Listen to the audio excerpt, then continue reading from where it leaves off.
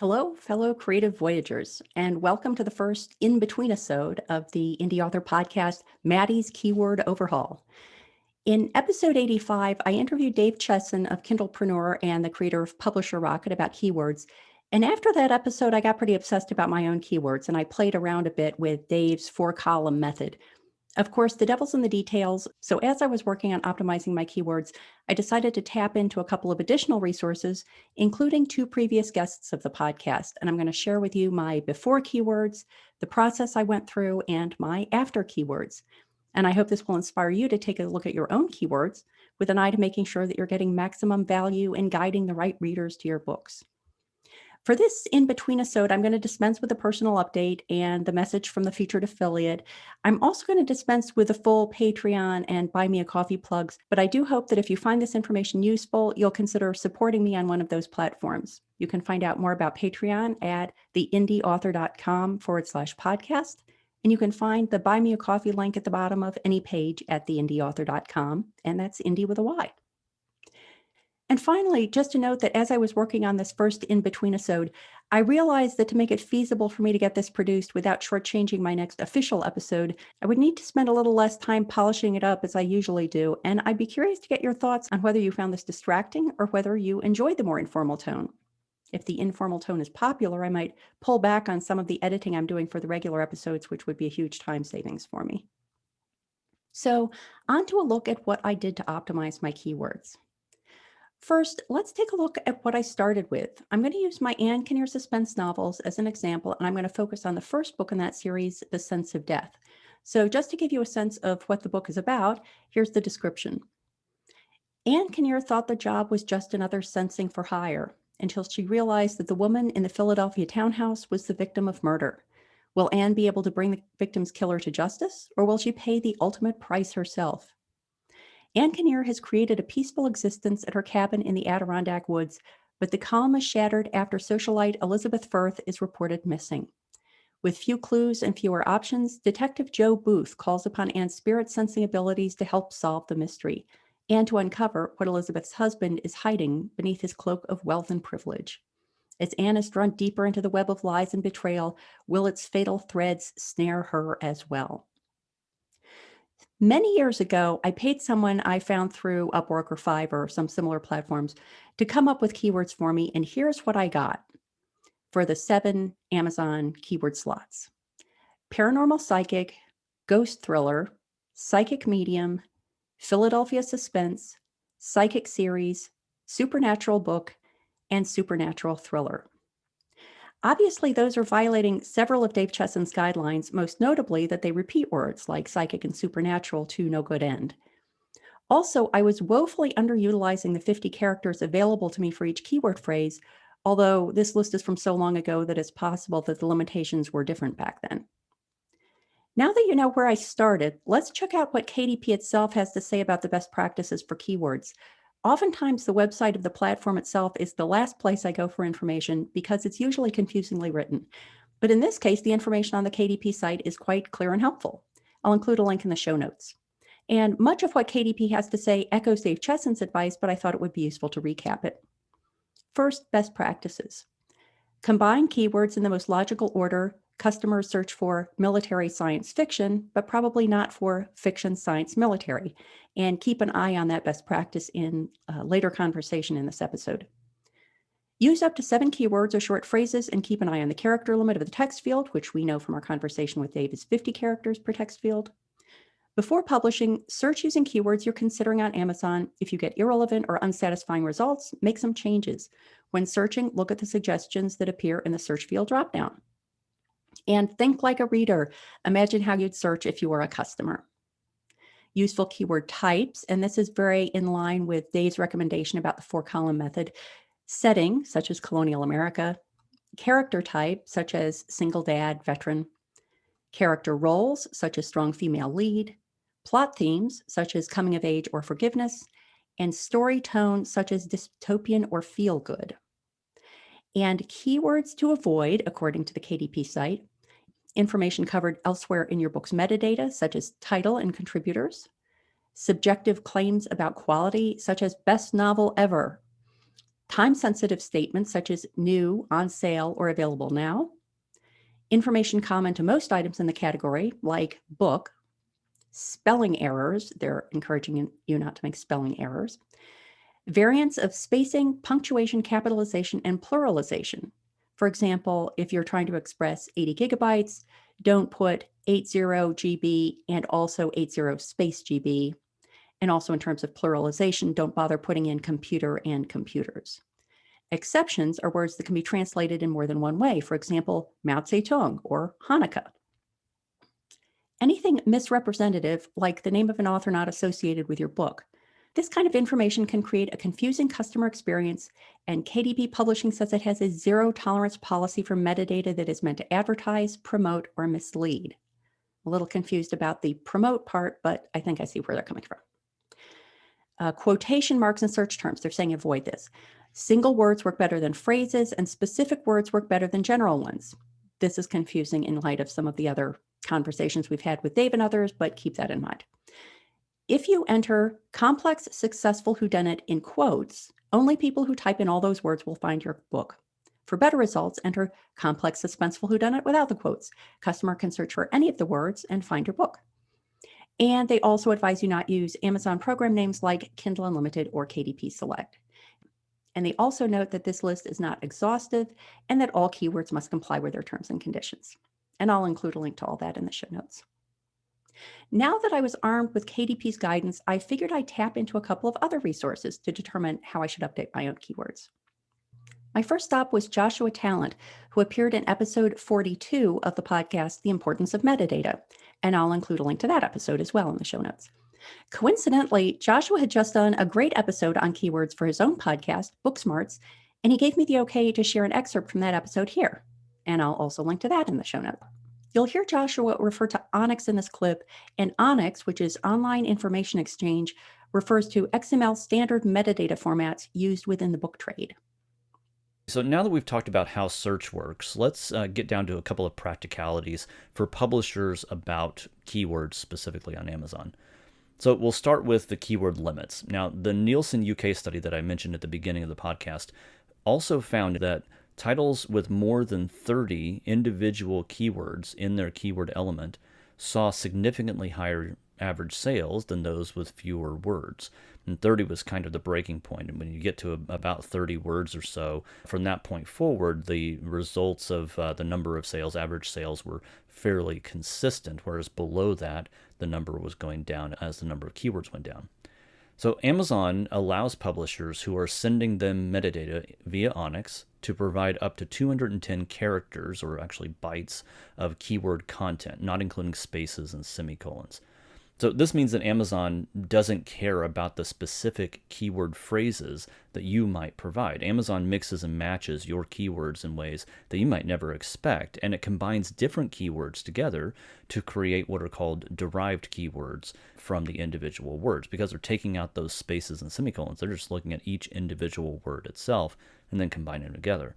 So for example, if you have, let's say, Japanese cooking as a keyword phrase in your Amazon Onyx file and farm to table in your keywords list as well, then Amazon can combine those two different keyword phrases to match a query that someone types in for Japanese farm. Now, what's great about this is that you don't always have to know what keyword phrases are the most popular or which phrases are likely to show your book higher in the search results. So instead of you having to know that you should include the word, keyword Japanese farm in your keywords list, Amazon's system just ranks your book for that as a derived keyword automatically. And this is why you want more keywords. The more words that you put into your search, the more words that are available to that search engine, the more long-tail queries your book is able to rank for in Amazon search results, because it has more words to work with and create more variables, more derived keywords. And also, you want your keywords to be specific as possible. If you have 50 keywords, more specific keywords are better because of how they're going to be combined. You'd rather be a big fish in a lot of different small ponds than a small fish in a big ocean of books. And that's what adding a lot of keywords can do for your book. Joshua's full Book Smarts episode offered insight not only to how Amazon keywords help readers find your books when searching on Amazon, but also at a very high level how Google search works and how it differs from Amazon. Next, I chatted with Dale L. Roberts of Self-Publishing with Dale, who is a 4-time guest, having appeared in episode 34, The Importance of Video Presence, episode 44, Using Aggregators versus Going Direct, episode 74, Perspectives on Personal Branding, and episode 82, Perspectives on Writer's Block. So listen in on the conversation I had with Dale. You just got done interviewing Dave. How was that for you? It was great. Dale was referencing an interview I just did with Dave Chesson, who is the head of Kindlepreneur and also the creator of Publisher Rocket. And so we spent 45 minutes, 50 minutes talking about keywords. And that, I think, will be episode 80 something in the upcoming episode. But of course, right after I did that, I jumped onto KDP to update my keywords. And needless to say, hearing the theory, which makes total sense, and then trying to implement it can be two entirely different things. Because you start to second guess yourself, right?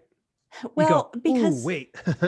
I think it's just because it's impossible to go over every detail of implementing the recommendations in 45 minutes. And so what I ended up thinking about, and I had asked you if you would join me to chat through this just to see what your thoughts were, is that based on everything that hopefully the listeners will have heard Dave say about his recommendations for keywords, I started thinking that maybe the right way to approach it would be to have, not trying to use phrases. Like my ideal phrase for the Ann Kinnear suspense novels, for example, would probably be supernatural suspense series. Like if somebody typed that exact phrase in, I would hope that mine would come up. And one of the recommendations Dave had is if you have that ideal phrase, use one of your 7 slots in KDP to use that.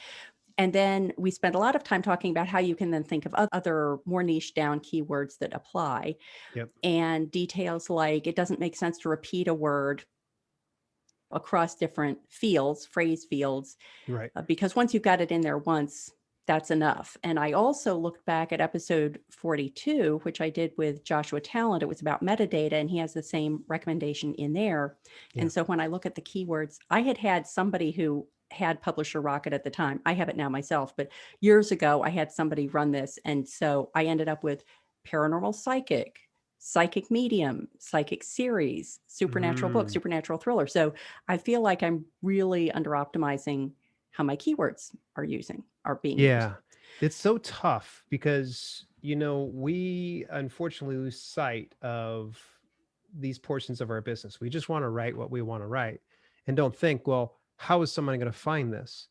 Much less like, oh, well, I got to avoid being redundant. I don't want to say the same thing in each one of the boxes. There's a couple of ways you can be redundant. One is if you are a nonfiction author or some fiction authors to a certain extent, that is using any of the keywords you have filled into your title and subtitle, because that right there is kind of like your 8th and 9th, like keyword boxes. You got the 7 back-end keywords. So you don't want to go and be redundant with those ones. And what you're referring to is the title and subtitle are almost like your first and second keyword titles, and the other ones are 3 through 9 because correct. It's the prime real estate. How it's weighted. Yep, it's the prime real estate. A huge reason why when you look in Publisher Rocket, one of the things they'll do is they'll pull up the data from a particular competitor or some type of competition in the competition analyzer. And when he pulls up, you'll actually see, is there a keyword in the title and subtitle? Yes or no? And there's good reason because there's more weight put behind that title and subtitle as far as the keywords that are loaded up in that. Now, so there's that one redundancy. And the other redundancy, I see this happen a lot. And as one finger's pointed forward, 3 are pointed back at me because I did the same thing myself because I thought, well, let's make sure there's no ambiguity about it. I wanted to make sure the Amazon algorithm knew beyond a shadow of a doubt that I was the person for, I don't know, I'm just going to throw out this random one. I always say it anyways, the werebear shapeshifter.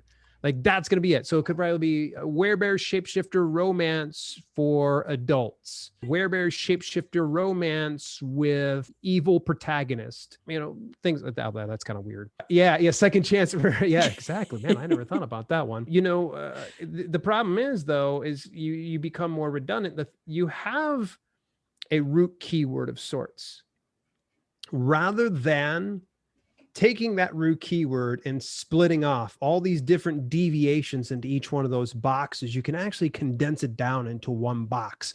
A lot of times people call it keyword stuffing, but the fact of the matter is Dave and the Kindlepreneur team actually did a case study based on this, in where they would take similar keywords with some overlap and place them into a box together. So rather than saying second chance romance wereberry shapeshifter and then the next one wereberry shapeshifter romance novel, we just take the whole thing and put it down into one. So it says second chance werebear shapeshifter romance novel. So it's in one keyword slot, because then we're maximizing the 50 characters that we have per slot. And what ends up happening is Amazon kind of makes a little bit more sense of that alphabet soup. They're kind of like, oh, we're just going to take and make a broad match. And a broad keyword match is where it selectively pulls out specific words that form together a keyword. And that's where you're going to want to do it. And this is awesome. You probably want to link out on this particular article. It's super fascinating, where they did the case study. And I believe how it worked out was they would load up 3 to 4 of the slots with the combined keywords. And then another 3 to 4 of those slots would end up being exact matches, kind of like what you were saying, suspense series? Supernatural suspense series. Supernatural suspense series, excuse me. You would end up putting that in there because you're telling Amazon, no, this is precisely what I want. Now, not to be confused, there are some people out there that are using some old tactics where they will put quotations because they want an exact match. The big issue when you put quotations on it, that means you want only that keyword to be used with your title. Whereas if you take quotations off, it's a broad match, and then it can kind of piece together with other deviations of, let's say, the suspense series and supernatural suspense series. So let's say it's supernatural series. Maybe it'll match it up with that. Ideally, though, what you're shooting for is getting that placement and removing ambiguity in the search traffic with Amazon's algorithm.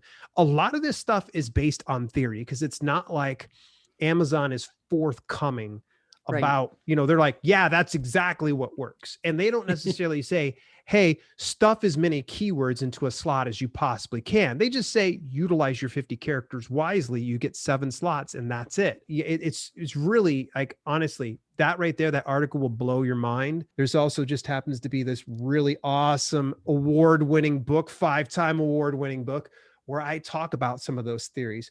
And what is the name of that book for people who are only listening? That is Amazon Keywords for Books. You can get it over on Amazon, just about everywhere. I'm getting ready to actually publish that one wide. You can pick it up over dalelinks.com/keywords book. Yeah. So here's one of the things that I don't know if I got stumped on, or I've just had like a great breakthrough that will make my name in the indie author community. But I started brainstorming terms that could apply. So who is the main character? I could have amateur, woman sleuth, censor, psychic, medium. If you're talking about kind of the genre, I could have supernatural, paranormal, ghosts, spirits, sensing. If I'm talking about the type of book, suspense, thriller, murder. If I'm talking about location, I could have Philadelphia, Pennsylvania, Delaware, New Jersey. And so my primary question ended up being, what happens if instead of trying to mix and match those into 7 phrases, I just put 50 characters worth of geographic information in there? So instead of using a slot saying Philadelphia suspense supernatural series, I just put as many applicable locations in the one keyword phrase field I'm allocating to geographic location that I can get in there in 50 characters. And I actually just, no kidding, like 3 minutes before we got on the call, earlier in the day, I had sent a note to Joshua Talent about this question. He's my metadata guy. And he said he didn't see anything wrong with that. And to me, that's kind of the best of all possible worlds, because you're not repeating, you're not trying to second guess what readers are going to string together. And if Amazon can recognize that if I put all those things in the discrete fields like I described, if someone types in amateur sleuth murder Philadelphia, then my book should pop up at some point. Does that approach make sense to you? You're crossing one with the other one. I like where your metadata person's going with this one, but let me play the devil's advocate on this one. Okay, let's just take one of those phrases. We'll say Philadelphia. And let's pretend like we pull up that volume. So just go open up Amazon's marketplace, Kindle store. It could be the print bookstore as well. Type in one of those keyword phrases. Pull up all the books and see what it brings back. You don't even need to have Publisher Rocket for this one, although Publisher Rocket would make it easier. Go into incognito mode, go into the Kindle store, type in Philadelphia, blah, blah, blah. Could be your location of some sort. See what comes back. Does your book fit the search volume? That's the biggest issue I could foresee, because if someone, let's say, for instance, is looking up like a Philadelphia tour guide of some sort, and your book pulls up, they're served that. And they look at it and they go, I'm not looking for a supernatural suspense story. That's just not my thing. I'm looking for a tour guide. So before you ever do use any of your keywords and put them into those slots, double check those keywords just through incognito search and say, do I match these other titles? Will it make sense? Because it could possibly hurt you being put in to a lot of books that don't necessarily match. Right. Someone could also be the devil's advocate to my devil's advocate and say, maybe that's what makes you stand out from the rest. But I wouldn't be willing to make that gamble if there is a ton of books that just don't match mine. So it's just food for thought. I know one of the things that Amazon recommends is doing something geographical, but I think that there needs to be a bit more context to that geography that ties that into the universe that you've created in your fiction book. But if I have the other terms, like, for example, I went onto an incognito browser and I typed in Philadelphia murder mystery. Yeah. So all the books I've paged through 3 pages now, and it's all totally, it's Philadelphia murder mysteries. It's exactly what I would expect to see if I were going after that. Now, mine isn't showing up because I don't know that I have the words Philadelphia murder and mystery in my keywords yet. But my hope would be that if somebody typed in Philadelphia murder mystery and Amazon saw that in keyword field 4, I had the word murder, and keyword number 5, I have Philadelphia, and in, keyword number 2, I have mystery, that it would be doing that combining without me having Philadelphia murder mystery taken up as one keyword. So you're thinking like cross-pollinating each one of those keywords. I think this was something someone had brought up in the Kindlepreneur post in the comments. Someone actually had mentioned, is there any cross-pollination? In other words, will some of these keywords, keyword slot number 1, can that be used in a broad match with, say, keyword number 2 or keyword number 3? And unfortunately, I think that's another thing that we got to kind of speculate over. There could be. Unfortunately, the only way that you'd be able to find out is to test it. But to be clear, that's a really good keyword, Philadelphia murder mystery. I think that's much better than, say, for instance, putting in Philadelphia, Pennsylvania, Midwest, East Coast, something like that. That's just geographic specific. So if anybody's watching or listening to this, I don't want them to get confused. And they're like, wait, he said you can't use geography. If you can use geography, if you have some context, and I think you did a great job in saying Philadelphia murder mystery. So should you get pulled up on Philadelphia and no one buys anything, fine. But when you get pulled up in Philadelphia murder mystery or Philadelphia mystery or Philadelphia murder, then chances are very likely someone's going to end up buying you because it does resonate with those particular keywords. Just from my perspective, again, some of these things are going to be opinion based. So you're going to hear a lot of people like sharing their opinions on things. Cause again, Amazon's not forthcoming. They haven't put out any like dirt sheet that shares everything that they do with the Amazon algorithm. Obviously, if that was released, that would give a lot of people the unfair advantage and start to get some bad actors in that's going to try to game the system. But I like the idea of some cross-pollination. I hope that works. Well, I'm thinking that the keywords I have in there now are doing me no good. So I figured that there is no harm in me as an experiment going in and using one of my keywords as Philadelphia, Pennsylvania, Delaware, New Jersey, I think then I had maxed out 50 characters or Yeah. however many characters I can add in there and just see if that seems to have any good effect, because Yeah. anything's going to be better than the keywords Right. that I'm using now, I think. And I think that the tricky part is you do see seemingly conflicting advice from the same platform. Like I actually went to, in fact, based on a video that you had done, I went to the KDP website. Yeah. And one of the things they said that led me to believe that maybe this wasn't going to be a good idea is they said, try to put your phrases into the order that you would expect to see them. Like nobody's Right. going to type Yeah. in fiction, science, military. They're going to type in military science fiction. So put in military science fiction, but that is predicated on the idea that you're typing in phrases. You're not typing in words to be mixed and matched across the keyword fields. Yeah, it's crazy. I know specifically where you're talking about. If you guys Google up keywords KDP, should be able to pull up the helps page based on what you're talking about, where they say it has to be in a specific order. There's somewhere else, and I don't remember off the top of my head. Maybe I'm talking out my rear end. I could swear there's another one, a piece that KDP did at one point or another that contradicted that, where they were like, Right. It doesn't matter. Right. So they're saying one thing and then saying another thing over here. From that case study we previously talked about with Dave, they kind of tested that theory that they moved it around, but it seemed to have no real ill effect on where those keywords were. As long as they shared the same space, it was still effective.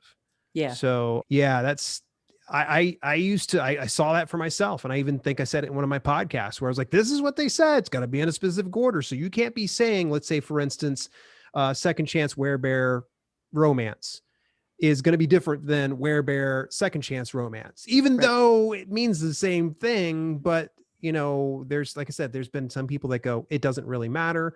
And I could swear there was a piece where KDP said, so long as it's in that slot, it should be fine. So that's the part that usually confuses me the most. The best thing to do is test it out. You're going to want to make sure you test it out for 30 to 90 days at a time. I know it's quite a gamble. And especially if you're making a substantial amount of income from a particular book and you go to, hey, Dale, I don't want to be split testing. Sometimes if you want to move forward, you got to take one step back to take two steps forward. So it's just something to consider. Just don't change your keywords every day or every week or anything else like that. Give it 30 days to 90 days. So that way you have a little bit of time to let the algorithm kind of get used to that change in keywords, serve it to a different audience subset, and hopefully get purchases, because getting purchases makes your book more relevant for those search terms that you've asked to be put into. And then that means that it's going to serve it out to more of an audience. Right. If it's not getting bought, then chances are very likely those keywords don't work for you. It doesn't resonate for that audience that's currently searching for it. It's such a, it's a tightrope walk. Yeah. I think that I can't imagine that I'm getting many sales through searches on Amazon. I'm primarily getting my sales through Facebook ads at the moment. And so I feel like the risk of, so I'm going to take one for the team and I'm going to try out this approach that's basically saying, instead of thinking of it as 750 character fields, I'm going to think of it as one 350 character field. And I'm just going to I'm going to group things for my own administrative benefit, but I'm just going to put all the words in individually with no repeats that I can think of, and then kind of stand back and see what happens. And I think it's going to be good because I've been extremely obsessive compulsive about tracking my results since I started running the Facebook ads. So I have months and months and months of daily stats on how many books I'm selling. So, and then I'll just put a line in that spreadsheet that says, this is when I changed the keywords. And there's going to be some variability, obviously, because, it varies even with the same set of keywords, but it would be interesting if I could, after that, see kind of a spike that was out of line with what I just normally saw with the ups and downs of Facebook ads. I think Dale is a little skeptical of my experiment, but as I said, I don't have any compunction about giving this approach a try for cross-pollination of keywords, since it can't be any worse than my current keywords. I also tapped into the Facebook group Wide for the Win, which Mark Leslie Lefebvre discussed when he joined me for episode 63, Wide for the Win. There I was reminded of something that I probably knew, but that had never struck me before, that not many of the platforms that indie authors use include keywords. Barnes & Noble, for example, relies heavily on categories, not keywords, to lead readers to new books.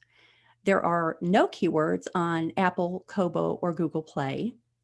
Aaron Wright, one of the administrators on the Wide for the Win Facebook groups, recommended that for Google Play, you put a list of keywords that are explicitly marked as such at the bottom of the description field. And as with a keyword, she says this works better if you enter phrases that match what the reader might search for. For example, for Aaron's book, Accounting for Love, A Long Valley Romance, at the bottom of the description, Aaron entered keywords, then : free romance books, full novel, cowboy love, free romance audiobooks, happily ever after, free romance novels, romantic novels, small town romance, and so on.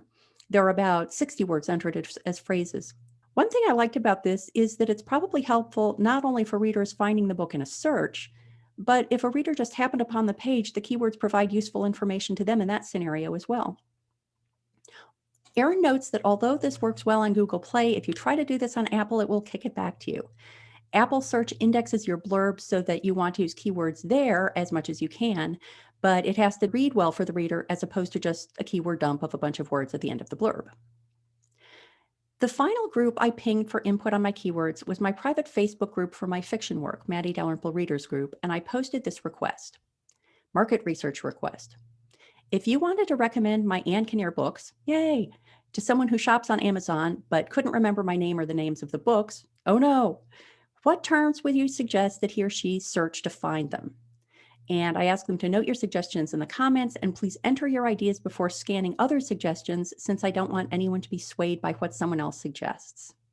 So that's a great way to tap into your fan base to get them involved in understanding your fan base or your potential fan base.